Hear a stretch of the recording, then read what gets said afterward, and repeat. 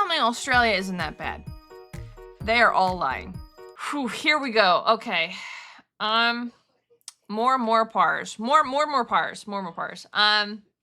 Tetra watched this one, I believe, yesterday. Obviously it's not going to be posted on the same day, but I heard this one is, I'm gonna quote unquote love this one, which concerns me. So, yeah, I'm not ready. I don't even know, how do you move a dead whale? Oh, I heard this part. Okay, I've seen this part, and yeah, okay, because I was watching Tetra, and I was like, oop, I probably shouldn't be watching this. So I saw, like, the first half of this. Here we go. I am reporting live from a dead whale. Parz, yeah. But why am I here? Well, the year is 1970 in the town of Florence, Oregon, where a 14-meter, 8-ton dead sperm whale has spawned on the beach. Yeah. And the reason that is a problem, beyond smelling like shit, is that when you leave a dead whale microwaving in the sun for too long, they have a chance to explode. To be fair, I didn't know this was a thing. I didn't know whales exploded. Cool. So, this raised the problem. How the fuck do you get rid of an 8-ton dead body? Because that... I don't know. Because I think you would just, like, leave it there, but, like, if it's gonna explode, then, like... Yeah, I don't know. This is why I'm not a scientist. Big bastard's not fitting in the boot. Well, at the time, the Florence Beach was the responsibility of the roadworks department. The roadworks department, however, had no fucking clue how to fix that, so they held a meeting to figure it out. What if we lift it up onto a truck? Our crane is rated for a ton. That thing weighs 8. There was an attempt of thinking there. There was.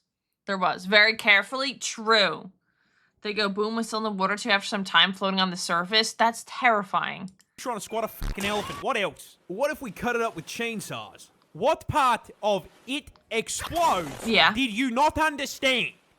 What if we blow it up? Stonks? Fuck, it's genius. I didn't know I'd think of that. So? It's the same thing as...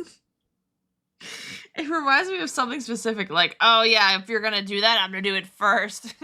Yeah, this is really cool, because we won't let the whale explode. We're gonna explode it ourselves. Let's go. Roadworks called the Navy and asked if they were allowed to fucking atomize it. And this, being the USA, the Navy fucking approved it. Which is why I am now standing here with a giant crowd of spectators and a bloody news crew in front of a whale stuffed to the fucking blowhole with TNT.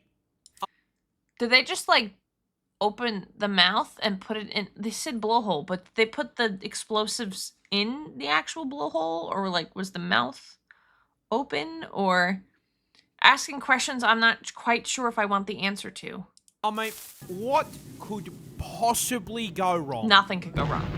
Well, as it turns out, no one on the road crew had a fucking clue how much TNT to use. We're not sure just exactly how much explosives it'll take. So to make sure it got rid of... At least 8 tons, because you think that the bomb to whale ratio... The whale, they used 500 kilos. That's what could go wrong. The crowd looked up in horror as whale chunks were launched 250 meters into the air. Everyone was coated in a fine mist of rotting flesh as they ran for their lives to avoid being crushed by falling pieces of Mr. Krabs' daughter. And while no humans were squashed, one piece of whale crushed a man's fucking car. But the funniest part is even after enough TNT to level a house, they did it wrong so it didn't get rid of the whole whale. They still had to fucking bury it. I am reporting. Okay, I didn't see the last part. I love a free whale chunks shower. Woo! That's crazy. I don't think insurance would cover that. I don't think so. How do you go up to the insurance guy and be like, yeah, sorry, insurance, my car is destroyed. What happened? Whale chunks crushed it? Yeah, that'll go over. I hope that wasn't covered. On the plus side, the whale is gone, right? Most of it. About that, no. Same. Sorry, we don't cover whale damage. That's a crazy one.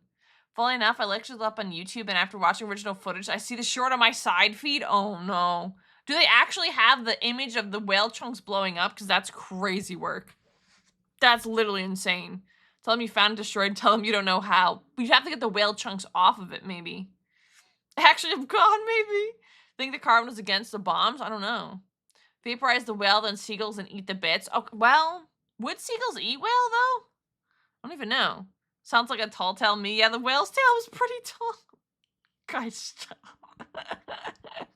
This is the world's most poisonous bird, Oh. which is weird considering it does not naturally produce any toxins whatsoever. So how the fuck does that work? Well, this flying carrot... Flying carrot, does it eat something? Wait, this is my guess. It eats something and secretes it, and so it's... Then it's toxic, yeah. is a hooded pitohui, and it's Pitohui. basically nature's version of Kirby. But Did I not get it? because they eat a lot. No, this little guy was discovered in Papua New Guinea back in the late 1980s Okay. by a scientist named Jack Dumbarker. And while handling the pitohui in the field for his research, he very scientifically discovered a super cool bird fact. Nice. Touching them made his skin tingle like TV static before it went numb and then started to fucking burn. What? Upon further research, he discovered that may possibly have been because the secret herbs and spices God used to coat this sentient KFC bucket from beak to talon was fucking batraka toxin. The same shit that coats poison dart frogs. Huh. Like the shocky ropes. Imagine touching a bird and be like, oh, cute little bird. And then, like, you just, I don't know, I hope he made it, but, like, just, that's crazy. How much money to get someone to lick the bird? Apocalypse, no. Shocker, this bird has a neurotoxin. Most colorful animals are usually the most poisonous. Yeah, well, usually, like, when I think of that, I think of frogs. So no burb hugs? No. No burb hugs, and I guess they'd survive against, predators, you know. No, do not lick the bird. Otherwise known as one of the most potent neurotoxins on the entire fucking planet. Because of course it's fucking neurotoxin. I cannot go 5 minutes without it being fucking neurotoxin. But like I said, they don't naturally produce it. No, they eat it. See, these fuckers love to eat these things called merillid beetles. And those beetles evolved batraka toxin specifically to avoid being eaten. Yeah. That sign, however, did not stop the Yeah, it would be dangerous if those birds can read. If animal very colorful, animal very dangerous. Sad. pitohui, because it can't fucking read. Also, they have poison immunity. So, they eat the bugs, absorb their poison build, and redistribute it to their feathers and skin. Now, any parasites that bite them fucking die. Yeah. Touching them hurts you. And anything dumb enough to eat this forbidden zinger box enters the forbidden sleep. Forbidden sleep. Oh. This beetles just scream back away. Yeah, but they eat them and they're like, nah, I'm good. Nah, I'd survive. Oh, except for the Leon. Yeah, I love Leon. That stuff's even more lethal than what the pufferfish is packing, which is another neurotoxin. Didn't he say it's like the most powerful neurotoxin, or one of them? Spiders? Oh, I hate spiders. Or if those birds could read, they'd be very upset. Oh, God, here we go. Okay, next one. Did you know that whales can explode? We just learned that, yes. Yeah, these bad boys can turn themselves into an all-natural IED. but they can't explode on command like a creeper. Uh-huh. No, in order to pull a explode, it needs to be fucking dead first. Yeah. In fact, it's got to die in a very specific way. See, usually when a whale carks it, that fucker sinks like a stone and gets hoovered up by bottom feeders. Fair. But if it manages to wash up on shore or it dies by beaching itself, there's nothing to eat it. No, what that house-sized corpse does do is sit there frying in the fucking sun, starting to rot. Cool. Now, a fun fact about rotting corpses, Uh-huh. they go through this cool process called putrefaction. Basically, Cool. You can't see it, but quotation marks in the air. Cool. all the bacteria in your gut start to break down your flesh, which produces a shitload of different gases. And if nothing punches a hole in the whale, that gas has nowhere to go. So Cool. the corpse begins to swell and inflate like a fucking balloon. Oh, I didn't know I had that mod on. And it will fill with gas until its body can't fucking take it anymore. What is the scientific reason? I mean, obviously they explode, but like, why? Why whales specifically and not like everything? There's some regions where whale carcasses are scavenged by polar bears. Do they explode first? Which point, it basically becomes a fucking Oh, thick skin. Ah, that makes sense. boomer from Left 4 Dead. We got a boomer. The force Yeah. of the gas can cause the skin to split and then Free Willy explodes all over the fucking beach. But anyone touching it could cause it to explode as well. True. Which is why if you see a whale corpse on the beach, Do not touch whatever you do not fucking touch it. I'm gonna touch Hey, the whale. I just told you, don't fucking touch it. Yeah. Yeah. Actual Did you know reaction. And blubber trap in the gases. If you see those forbidden balloons in the water, back away ASAP. I don't think I'm ever gonna see a whale on water. I don't really leave my house, so touch it, chat. Don't be a chicken. Do not touch the whale. Gas expands and it can't leave, so it just builds up. Humans bloat up. Yeah, they bloat up, but they don't explode like that. Unless there's an outside force, so there's something trapped in, maybe? I can fix your fear of snakes with... I was gonna comment that I don't really have a fear of snakes, but now I really don't. Look at this little guy. He looks like if someone drew a snake from memory. Do not touch the whale, Apocalypse. Now, if you're a TikTok influencer, go touch the whale. No! No, I will not touch the whales. Derp snake, he's kind of like if I had to draw a snake from memory, this is what I would draw. this ridiculous creature. No, that is not It's so a cute. snakeskin sock puppet.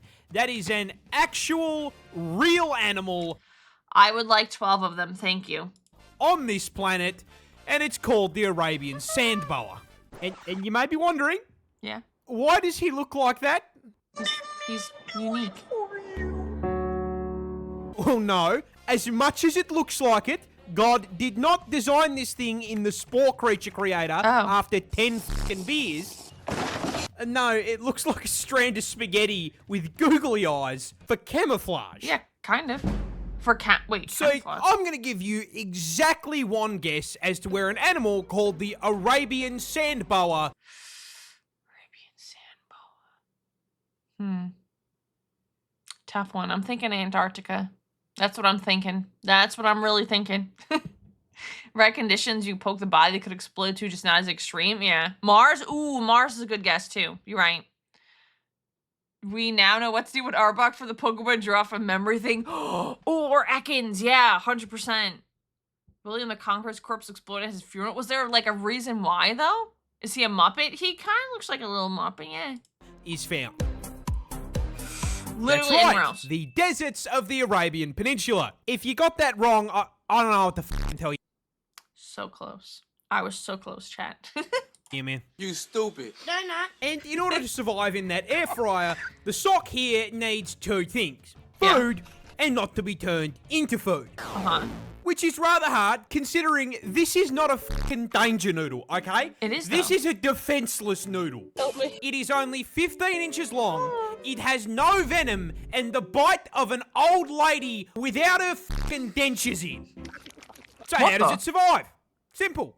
Digs a fucking hole like a Night 1 Minecraft player. See, they're nocturnal, so during the day, they bury themselves completely in the sand. Cool. Which allows them to take a nice little nap without getting snatched up by a fucking bird. Then, once night falls, those fuck-ass eyeballs finally Stop making fun of him. He's trying his best. He's trying his best. serve a purpose beyond looking ridiculous. And that purpose is to sit just above the sand like a submarine periscope and scan for food. They then just wait for a mouse or lizard to get close before this vicious creature pops out of the sand like the worms from June and eats it. I'm sorry, I find the idea of this stupid fucking snake killing anything so funny. Like, just imagine the last fucking thing you see before ascending to the pearly gates is fucking that. He's trying his best. Man. He's just a little guy. I can He's just a little guy. He's trying his best, man. Also, make sure the snake doesn't overheat. Yeah, I guess that's kind of important. It's a constrictor as well.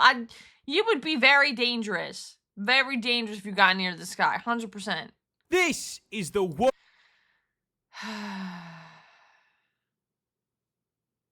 I already hate this thing. World's most disgusting bee. Brother, Yeah, that is a vulture bee, found on the Tyrannid hive continent of South America. Okay. And you are probably wondering, what makes it so disgusting? And that's pretty easy to answer. How it looks, one.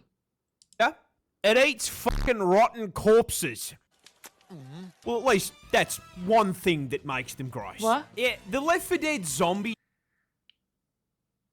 Eats corpses. But wait, there's more, said more Parz. Don't have food for this one? Yeah, this is, thank you for that heads up. Do not have food. It already eats corpses, so it's not really a good sign. Diet is actually just the tip of the iceberg on how fucking disgusting these things get. But before you learn the rest, I gotta teach you about bees. you like jazz? See, a normal beehive runs on two main resources. Yes. Nectar and pollen. Yes. Nectar is used to create Winnie the Pooh's honey, and pollen is used as a source of protein. Now, the issue is vulture bees can collect nectar, but they are physically incapable of picking up pollen. Huh. Okay. So where No pollen. do they get their protein? Yeah. Basically, roadkill. Instead of flying around and looking for a lovely floral arrangement, vulture bees will surf the skies until they spot a rather delectable looking maggot. This is giving me a little bit of the heebie-jeebies. Little Ridden corpse. Which they will then cave dive inside of through the fucking eye socket.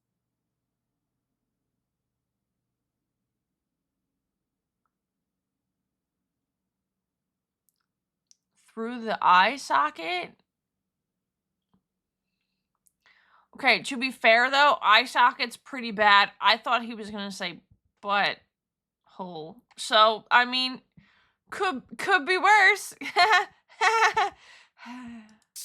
Oh yeah, I told you they got grosser, and this isn't even the worst bit. Because once they're inside, they treat your fucking corpse like the deli at the supermarket, rooting around for the cuts of meat that they're after. Yeah. But for the same reason they can't carry pollen, they can't just take the fucking meat out in a shopping trolley. Yeah. No, what they do is scarf down the stacks of rotten flesh like a Minecraft player who's run out of food. Okay. Fly back home, walk through the front door, and vomit it into another bee's mouth.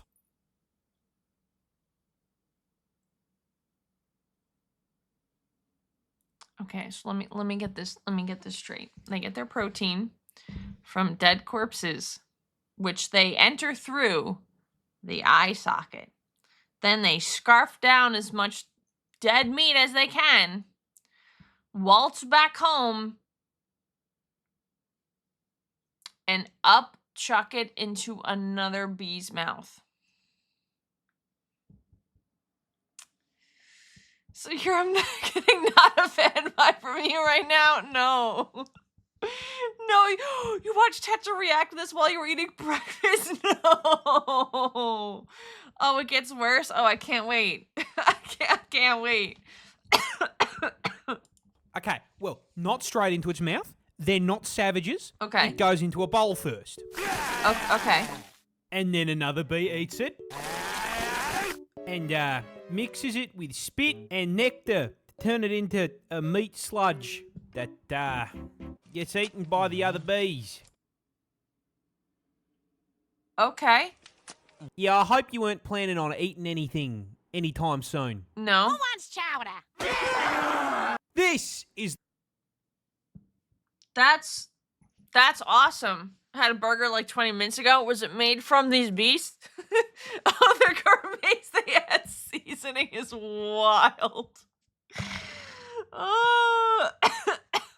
There's meat honey. Thanks, I hate it. Oh, this isn't like, I'm assuming it would be a special kind of honey, right? Not like the normal honey that's rotated in normal markets, I would hope. I would really, really hope. Okay. This is the world's fastest chicken. Look at the chicken run! Yeah, this is the Tasmanian native hen. Except no one fucking calls it that shit. Oh. We call it the turbo chook. The turbo chook. Okay. Alright. Alright. This bad boy is from the land down under. Hey. More specifically, it's only found in my home state of Tasmania. Let's go. And as you may have guessed by that nickname, Lightning McChicken here is built Lightning McChicken. Turbo chook is a solid name, not gonna lie. It is kind of quirky. for exactly one purpose. Running. Speed. Yeah. I am speed. But before I address it violating the speed limit, I've got to address the fact that it's a fucking fraud. So despite that name, it is not remotely related to a chicken. Oh. It's actually from a family of waterfowl called rails. It's around 50 centimeters long, tips the scales at 1.5 kilos, and importantly, cannot fly for shit. In fact, I think if it runs really fast, it shouldn't have the ability to fly, so it's real for that. It's real. Fraud watch. it is completely flightless. And that is a little bit of an Yay. issue because this is Australia, where at any given point, this mobile KFC bucket is a rock's throw from a fucking snake. Oh. However, Sonic the Hedgehog didn't trade in that pilot license for nothing. See, they still have wings. They just don't use them to fly. Okay. They use them as a spoiler. Because when... Do they use them to Naruto run? Like, do they put them behind them to go faster? Because that's 100% real. Like, if you put your arms behind you and run, you 100% go faster. Don't fact check it. Trust. when threatened, they don't fuck off into the clouds. No, Hen Racer here just drops gear into first, punches the throttle, and fucking tears off at Naruto run. 52 kilometers an hour. What the? It's exactly what I said in Tetris Stream here. Oh my god, solidarity. I don't think you understand how fucking insane it is for something the size of a chihuahua to break the speed limit in a school zone. So let me make a comparison to Australia's other flightless bird. Okay. The one we lost a war to. Emus are 2 meters tall, and when they run, they cover 3 meters per step. Okay. That is a total of 6 whole native hens per single emu footstep. So you would assume the emu gaps the fucking hen, right? Wrong. Hen Verstappen and the water Hen Verstappen? turkey are the same speed. Wow. How the fuck? This. Honestly, now I was gonna make a small joke at myself, but I won't.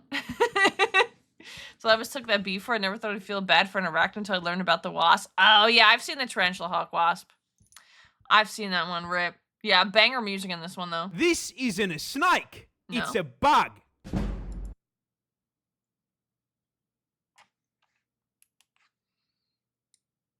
Yeah, this is the very creatively named. Hold on, wait. This isn't a snake.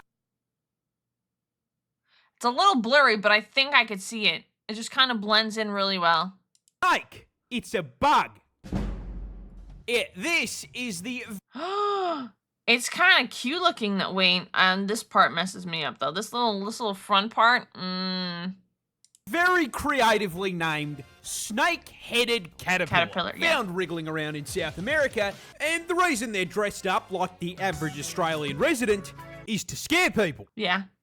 See, caterpillars If I saw that, not gonna lie, I would jump. True. exist for exactly one reason. To spin up a cocoon and Pokemon evolve into a moth or butterfly. Bam, bam, bam. Oh. Lump. Now, in order to achieve this, they need to be not fucking dead, which True. is a little difficult when everything under the sun is trying to eat them. Yep. Birds, wasps, spiders, frogs, you name it, they all look at a caterpillar as the world's freest meal. I mean, it's basically a sentient, slow-moving hot dog It's free real estate, really, if you think about it. with zero escape strategy. Yeah. So, how does the very hungry caterpillar avoid the very hungry everything else? Hello. Well, some choose camouflage, others become more toxic than a league lobby, Oh. but the snakehead chose cosplay. Well,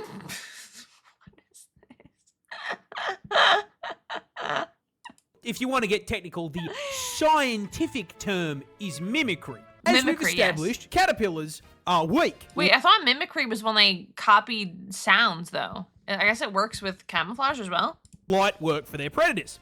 You know what isn't light work? A fucking snake.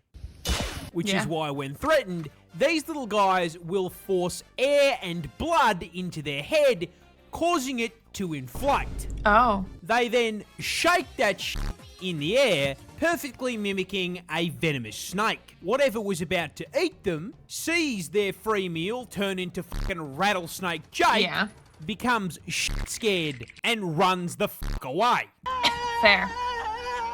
Why are you running? Why are you running? You know, now that I'm thinking about it, its entire defense is just becoming a scary, wacky, waving tube, man. Yep. That's... Yeah. This Look at my fat head and back up. How I look when I flex in the mirror. Hello. Ron really let go of himself with that. That's not raw. No.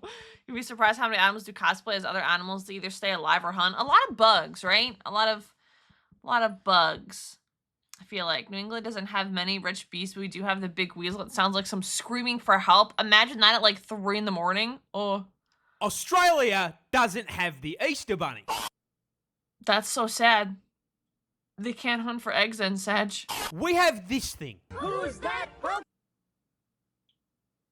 It's Pikachu. You see, after the first Easter Bunny was clapped by a snake 5 Uh-huh. minutes into his down under egg run, That's the cutest fucking thing I've ever seen in my entire life. Oh. his replacement took one look at Australia, said, and I quote, "Fuck that," which is why we have the Easter bilby. Easter bilby. Close enough. Welcome in. Yes, this cute little kangaroo rat is a real animal, and he is way better suited to the job than that fuck-ass rabbit. First off, bilbies are marsupials, which Okay. means they've got a pouch for carrying around their kids like a kangaroo. Cute. It is called kangaroo. I think it's a mouse, so I mean, kind of checks out. But the mobile daycare also gives them extra inventory slots Cool. for Easter eggs, compared to the rabbit, who I can only assume is hiding the eggs up his fucking ass. What? They can also deliver you chocolate across the Australian desert without dying in the heat. Because those big-ass Dumbo ears basically work as a car radiator, dissipating their body heat in order to cool them off in God's air fryer. Goes to oh, I'm burning! I'm burning! But most importantly, the Easter bilby is doing his part Oh no. Has a cute rabbit. He's kind of cute. He's got a little bit of a longer, like, snout, but it's adorable. to save his species. Oh. Here's a fun fact for you. In Australia, rabbits are cunts. Oh. You can't just jump out here. They are an invasive species, and they fuck up the environment by mowing down all the food meant for native animals. On top of this, they break into bilby burrows and steal them. Rabbits are a menace? What the hello? Just a little guy? Hello, bunnies?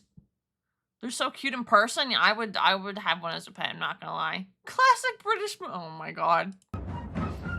That, coupled with being hunted by invasive foxes and feral cats, mean the greater bilby is critically endangered. No! No, we need to save them! The real reason the Easter bilby exists is to raise awareness for this, with a chunk of the cash made from selling bilby chocolates being donated to save the species.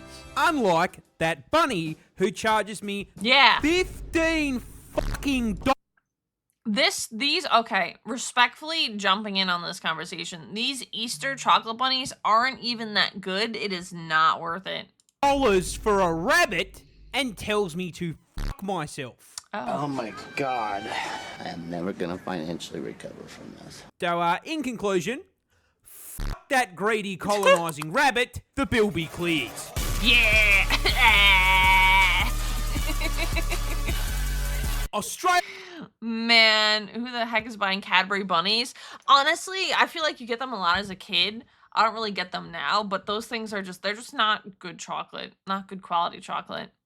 Everyone else I've seen watch this one agrees about those chocolates. Yeah, they're not, just not good. I've had them so many times, it's just like, it's bad chocolate. No, this is not a video of hell. This is completely unedited, no filters footage from Western Australia. That's one, terrifying. Two, we had something similar to this a long time ago where literally the air was like orange. Everything was orange. It was really weird. So I'm wondering if it's the same. The air was like hyper polluted though for some reason. So I wonder if it's something along those lines. And you may be wondering, how the fuck does it look like a Terraria blood moon? Well, the answer to that question is sand.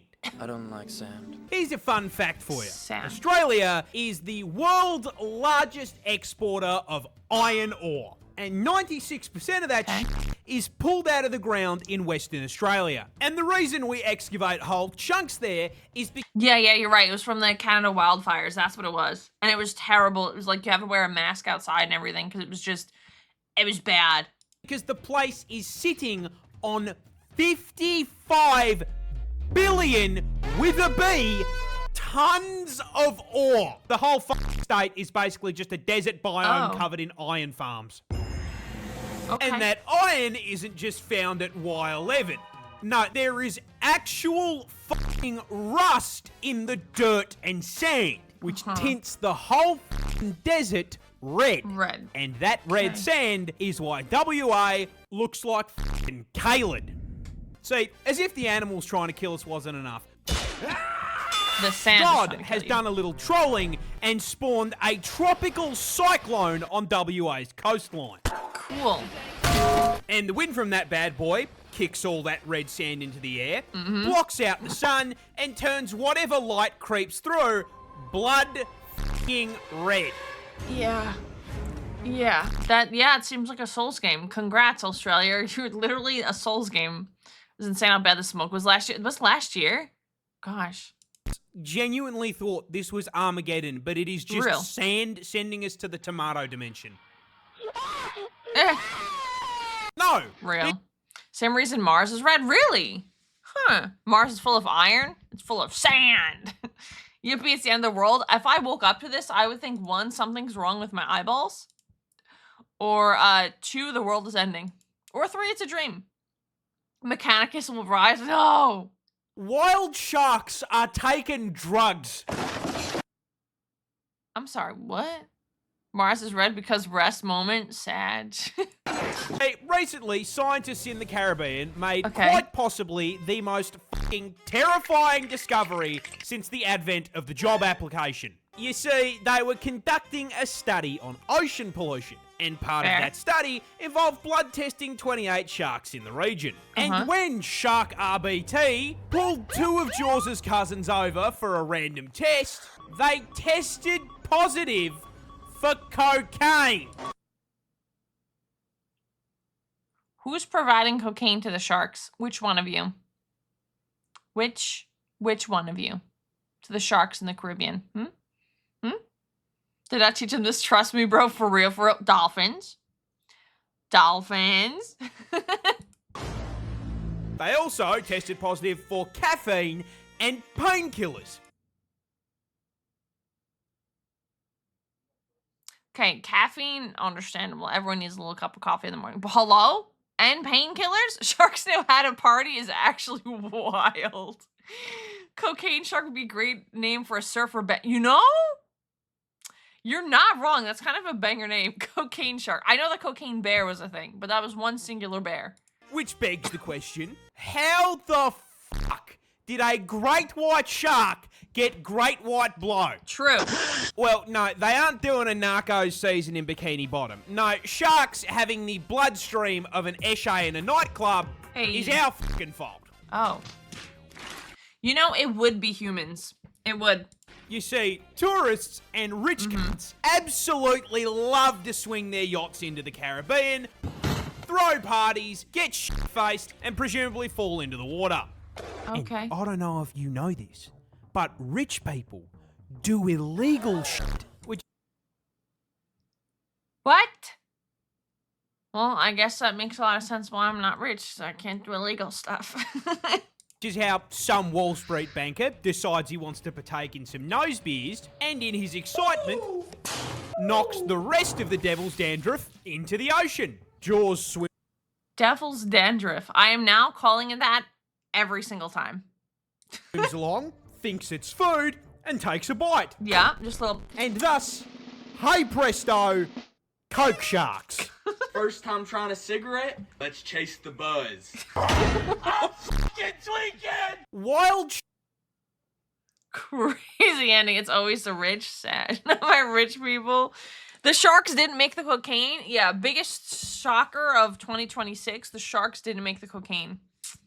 Devil's lettuce, devil's dandruff. What's next? Devil's bath salts? Maybe like devil's salt. The devil's seasoning, if you will. Sharknado Cocaine would be an interesting movie to watch. Cocaine, caffeine, and oh, I forgot the last one. The devil's eggs. This spider. Oh, no. Can I go one more Parz video without a spider? Please, I'm gonna throw up. It looks like a stick, though. Okay, at least it looks like a stick. Throws its webs. Spider-Man?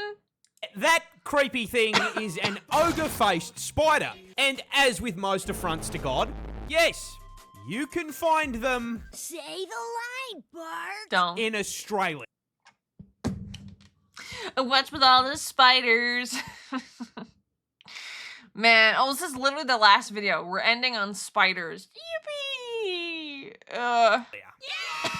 And the reason it's got web slingers is its unique method of hunting.